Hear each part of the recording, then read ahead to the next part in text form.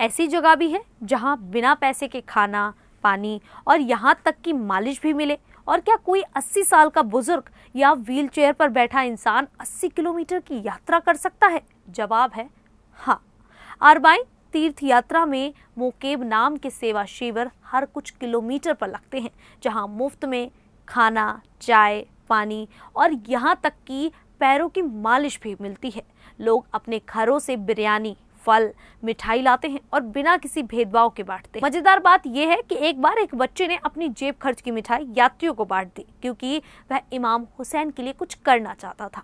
ये दुनिया की सबसे बड़ी मुफ्त रसोई है जो प्यार और समर्पण से चलती है। इतना ही नहीं, अरबाइन में लोग व्हील चेयर पर बच्चों को गोद में लेकर और 80 साल की उम्र में भी 80 किलोमीटर पैदल चलते हैं। एक कहानी मशहूर है। एक बुजुर्ग ने व्हील चेयर पर करबला पहुंचकर कहा, हुसैन का रास्ता दिल से तय होता है। ये हौसला दिखाता है कि अरबाइन में हर उम्र और हालात के लोग शामिल होते हैं और उनका जुनून हर किसी को हैरान कर देता है। क्या आप लोग जानते हैं कि अरबाइन वॉक क्या है? अगर नहीं तो इस वीडियो को पूरा देख लीजिए, आपको सब पता चल जाएगा। नमस्कार, मेरा नाम है शालिनी और आप देख रहे हैं द न्यूज़ 15।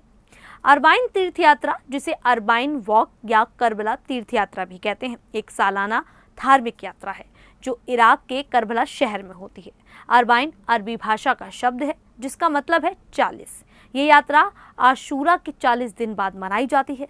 आशूरा वह दिन है जब पैगंबर मोहम्मद के पोते हुसैन इब्न अली को शहीद किया गया था। ये घटना 680 ईस्वी में हुई थी। हर साल करोड़ों लोग पैदल चलकर करबला पहुंचते हैं, जहां इमाम हुसैन की मजार है। ये यात्रा शोक और श्रद्धा की है, लेकिन साथ ही एकता, न्याय और करुणा का प्रतीक भी है। लोग इसे दुनिया का सबसे बड़ा धार्मिक जमावड़ा कहते हैं, क्योंकि इसमें हज यात्रा से भी ज्यादा लोग हिस्सा लेते हैं। उदाहरण के लिए 2017 में करीब 2.5 करोड़ लोगों ने भाग लिया था और अब ये संख्या और बढ़ गई है। 2024 में आधिकारिक आंकड़ों के मुताबिक लगभग 2.2 करोड़ लोग शामिल हुए। ये यात्रा सिर्फ मुसलमानों तक सीमित नहीं है, इसमें सुन्नी, ईसाई, हिंदू, यहूदी और अन्य धर्मों के लोग भी शामिल होते हैं। ये यात्रा आशूरा के बाद 40 दिनों की शोक अवधि के अंत में होती है। लोग पैदल चलते हैं, गाते हैं, प्रार्थना करते हैं और इमाम हुसैन की शहादत को याद करते हैं। यह एक ऐसा मौका है जहां लोग अपनी रोजमर्रा की जिंदगी भूलकर आध्यात्मिक विकास पर ध्यान देते हैं। अरबाइन की जड़ें इतिहास में बहुत गहरी हैं। सब कुछ शुरू हुआ 880 ईस्वी में करबला की लड़ाई से। इमाम हुसैन, जो पैगंबर मोहम्मद के पोते और तीसरी शिया इमाम थे, उस समय के खलीफा यजीद इब्न मुआविया की बैत यानी कि निष्ठा मांगने में इनकार कर दिया। यजीद को लोग अन्यायी मानते थे और हुसैन ने न्याय के लिए लड़ाई लड़ी।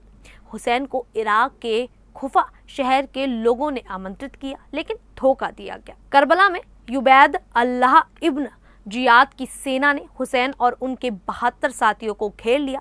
10 मुहर्रम को हुसैन को शहीद कर दिया गया, उनका सिर काटा गया। यह घटना इस्लाम के इतिहास में एक सबसे बड़ा मोड़ है, जो अच्छाई और बुराई की लड़ाई का प्रतीक बन गई। अरबाइन की शुरुआत उसी समय हुई। माना जाता है कि जाबिर इब्न अब्द अल्लाह और अतिया इब्न साद पहले तीर्थयात्री थे जो 61 हिजरी में हुसैन की कब्र पर पहुंचे। लेकिन ये प्रथा मुर्तजा अंसारी के बाद कुछ समय भुला दी गई। फिर मिर्जा हुसैन नूरी तबरसी ने इसे ईद अल अधा में दोबारा शुरू किया, क्योंकि 1319 हिजरी तक हर साल ये यात्रा की गई। सद्दाम हुसैन के समय 1979 से 2003 में इस पर प्रतिबंध था, क्योंकि सद्दाम सुन्नी थे और शिया आयोजनों से डरते थे। लोग गुप्त रूप से जाते थे। 2003 में सद्दाम के तख्तापलट के बाद ये फिर से शुरू हुई और तेजी से बढ़ी। 2003 में सिर्फ 2 मिलियन लोग थे, लेकिन 2008 तक 9 मिलियन लोग हो गए। अरबाइन सिर्फ एक यात्रा नहीं बल्कि एक बड़ा संदेश है। धार्मिक रूप से यह इमाम हुसैन की शहादत को श्रद्धांजलि है। शिया मुसलमान इसे धार्मिक कर्तव्य मानते हैं। हुसैन को सभी सीमाओं से परे माना जाता है। वे आज़ादी, करुणा और सामाजिक न्याय के प्रतीक हैं। लोग उनकी याद में चलते हैं ताकि अन्याय के खिलाफ लड़ाई का संदेश जीवित रहे। आध्यात्मिक रूप से यह आत्मचिंतन का मौका है। लोग प्रायश्चित करते हैं, अल्लाह से जुड़ते हैं, हजरत जैनब यानी कि हुसैन की बहन की बहादुरी से प्रेरणा लेते हैं। ये यात्रा नैतिकता और धार्मिक ज्ञान बढ़ाती है। सामाजिक रूप से यह एक एकता का प्रतीक है। अलग देशों, संस्कृतियों और पृष्ठभूमि के लोग मिलते हैं। इसमें बच्चे, बुजुर्ग, अमीर, गरीब सब शामिल होते हैं। ये यात्रा शिया के विश्वास और एकजुटता को दिखाता है। यह राजनीतिक रूप से भी महत्वपूर्ण है। यह प्रतिरोध का प्रतीक है, जैसे ISIL के खिलाफ 2024 में गाजा के समर्थन में लोग शामिल हुए, जो वैश्विक एकता दिखाता है। ये यात्रा मुसलमानों के लिए अनिवार्य नहीं है, जैसे हज है, लेकिन जो खर्च उठा सकते हैं उनके लिए ये विकल्प है। हज महंगा है, सीमित जगह और नियमों से, इसीलिए अरबाइन ज्यादा लोग कर पाते हैं। यात्रा मुख्य रूप से पैदल होती है। सबसे लोकप्रिय रूट नजफ से करबला तक है, करीब 80 किलोमीटर। लोग 1 से 3 दिन में पूरा कर लेते हैं। कुछ बसरा से आते हैं या ईरान के मशहद से। यात्रा मार्च में शुरू होती है, लेकिन मुख्य रूप से सफर माह में है। लोग झंडे लेकर चलते हैं। काला झंडा शोक का प्रतीक है। रास्ते में गाने गाते हैं, कविताएं पढ़ते हैं। कुछ भी व्हील चेयर पर जाते हैं। यह 20 दिनों तक चलती है, जो पूरे इराक के शिया इलाके खाली हो जाते हैं। लोग संगठित ग्रुप में निकलते हैं। हर साल संख्या बढ़ती है। 2014 में 1.9 करोड़, 2015 में 2.2 करोड़, 2018 में 2 करोड़ से ज्यादा, 2023 में 2.2 करोड़ और 2024 में भी लगभग इतने ही लोग। कुछ स्रोत 3 करोड़ तक भी हैं। इसमें स्थानीय और विदेशी लोग भी शामिल होते हैं। 150 देशों से लोग आते हैं। ईरान से 30 लाख, भारत, पाकिस्तान, लेबनान से भी आते हैं। इसमें महिलाएं, बच्चे, बुजुर्ग सब हैं। गैर मुस्लिम भी शामिल होते हैं, जैसे ईसाई और हिंदू।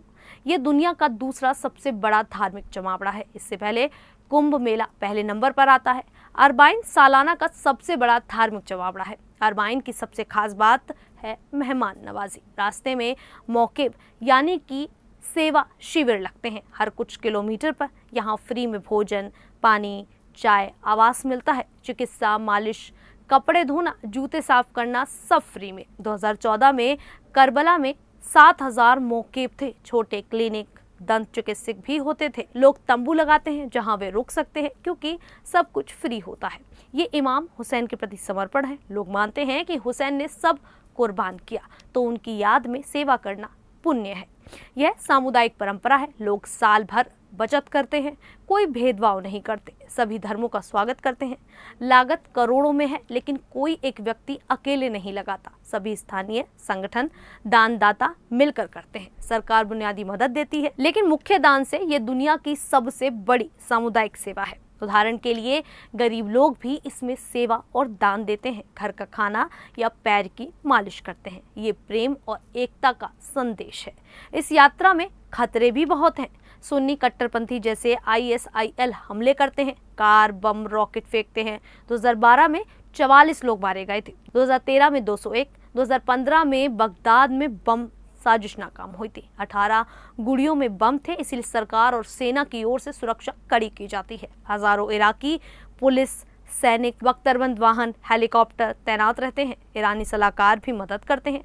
2024 में कोई बड़ा हमला नहीं हुआ, लेकिन सतर्कता बढ़ती गई। स्वास्थ्य चुनौतियां भी होती हैं, भीड़ से बीमारियां, लेकिन क्लिनिक मदद करते हैं। हज में 30 लाख से कम लोग जाते हैं, लेकिन अरबाइन में 2 से 3 करोड़ लोग पहुंचते हैं। इसमें 2024 में 2.15 करोड़ लोग शामिल हुए। गाजा युद्ध की वजह से दुख भरा था। 2025 में और ज्यादा बढ़ सकती है। ये वैश्विक प्रतिरोध का प्रतीक बन रहा है। अरबाइन न्याय, एकता और सेवा का प्रतीक है। ये दिखाता है कि धार्मिक आस्था कैसे दुनिया बदल सकती है। अगर आप लोग भी इसमें शामिल होना चाहते हैं तो तैयारी कर ले, लेकिन याद रखें ये दिल से की जाती है। कुल मिलाकर ये यात्रा हमें ये सिखाती है कि बलिदान और प्रेम कभी नहीं मरते। खैर, इस पूरी जानकारी को लेकर आप लोगों की क्या राय है और क्या आपको इसके बारे में पता था? तो आप हमें कमेंट करके जरूर बताइएगा। अभी के लिए इतना ही, फिर हाजिर होंगे ऐसी ही देश और दुनिया से जुड़ी बड़ी खबरों के साथ। तब तक के लिए देखते रहिए द न्यूज़ 15।